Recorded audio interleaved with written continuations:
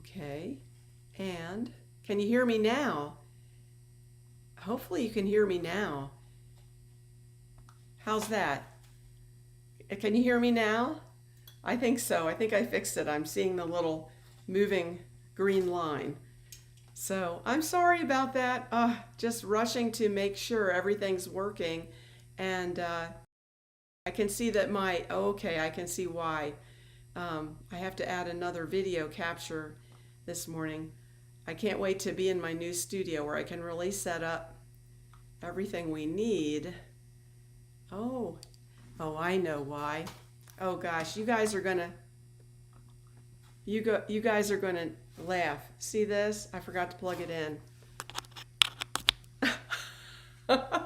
There, that should go on now. Let's see. Yes, loud and clear, right? Oh my goodness. All right, so let me get this video capture device problem. Let's see if I close this one and I close this one. Well, you know what? I won't worry about the close-up view right now because we really don't need it. You're going to get to see what I'm doing. I'll just put that way up. So right now I'm just cutting up this very softened clay because I'm going to do a quick base for the Kaibab Squirrel. I know I'm always like technically challenged here because I'm rushing because I have moving, school, and this morning I have a presentation I have to do at a local Lions Club. So I'm like, okay, too many hats, but that's okay. Okay, that's all I probably need just right now. And I didn't even heat any clay here yet, so I can just place it over here for a minute. This block, maybe I'll turn it on just to keep the heat lightly on it. There we go, just for a minute. All right, so I have my softened clay, and I'm just going to tell you what I plan to do. What I hope to do, excuse me, first thing in the morning. What I hope to do is, let me get this under it, create a nice base that reflects the woodland of the Grand Canyon for the Kaibab squirrel, which looks like an Albert squirrel, which looks like a regular squirrel with ear tufts or cute ears and a white tail. I mean, that's pretty much it. So you can use any kind of squirrel picture to kind of get the approximation of the anatomy of the squirrel, and where you might have to really start to look at just the pictures of the Kaibab squirrel is when you're getting into the part where you want to maybe color your model that you finished. So then you need, of course, to do the tail in white, which I think plaster lends itself very well to. And we're going to get to that when I'm in my new digs. I'm going to get my knife out here so I can move a little more quickly. Well, I don't see my knife. Oh, here it is. Okay. So we'll put it back there. What I'm going to do is create almost a little bit of a sense of what I'm seeing in my picture, which is a log. I'll just take it right off here. I know I cut off some already. It's hot, but not too hot to work with. And I could hollow this underneath if I didn't want the weight on it. Although right now, I could just, ouch, it's a little hot. So what I'm going to do is a log. Get some of these before they get too hard. And he will be sitting on kind of like that, a little more fanciful, I think. See, because this is a ponderosa pine forest. And so oh, Jan, good morning. It's a ponderosa pine forest, so it has a lot of little cute elements like mushrooms and pine cones and little, pieces of ponderosa pine that fell down. And I think we could have just a nice sense of that forest. As Mark always likes to explain it, the base is important because it tells a story. So hopefully I have enough clay to do that little expression of the base. Ouch, right now. It's hot clay. It feels good on your hands, though. Let's get some more. All right. So I want to kind of create that. Oh, look how it works like icing when it's can you see that? When it's soft. I want to create a little bit of the sense of, and you have to create the width on it, the forest floor, like a fallen log, and what he might be doing, munching on mushrooms of all things. I think that's the first time I ever saw a picture of a squirrel munching on a mushroom. So I like that idea because I can put a few more mushroom details right here.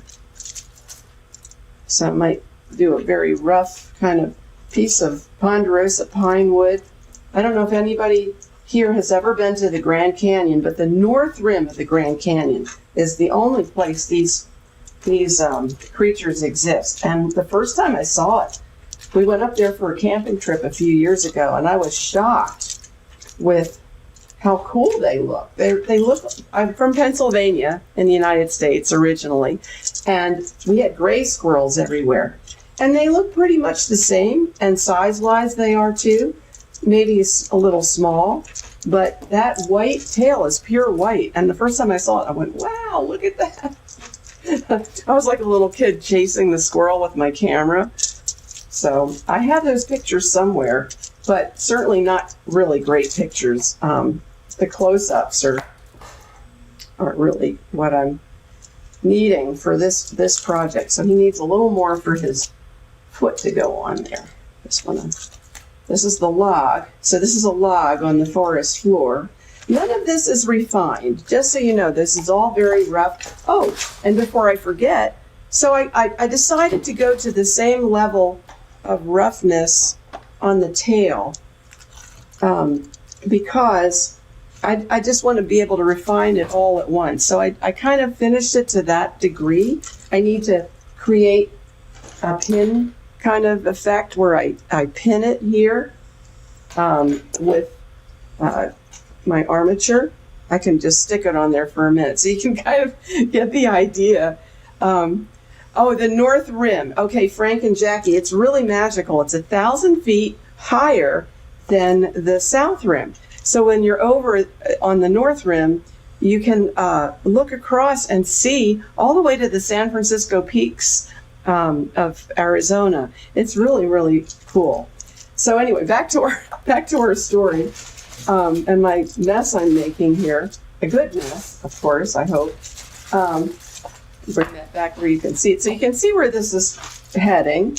A rough piece of ponderosa wood. It's kind of nice to have the clay soft because you can almost create the sense of that piece of wood that's fallen is probably ponderosa pine, but what's happened is the bark, it looks smooth because the bark has come off. So what you could do is create some smooth areas that have that wood grain and those cracks, and then show the bark around that. That's kind of a nice idea. Like there's a big gap right in there.